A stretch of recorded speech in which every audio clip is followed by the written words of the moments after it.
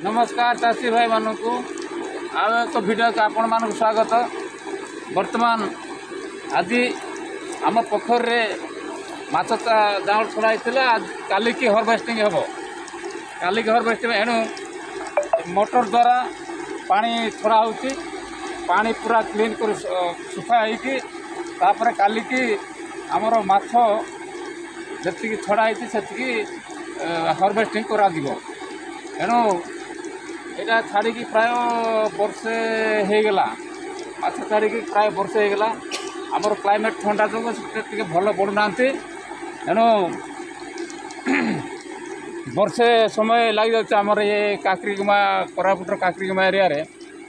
एणु पाख वर्षे है बर्तमान देखो आहरी 5 फुट पानी अच्छी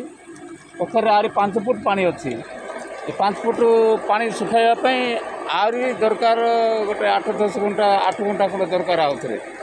तेणु पूरा पानी ड्राई है ही माछ जाल पकईकी आम काढ़ू मोटर द्वारा पानी एपटे छड़ा जाऊँगी पंप सेट देखु पंप सेट रु पोखर फुटबलटा अच्छी फुटबल मध्यम मोटर मध्यम पानी को बाहर ड्राई करा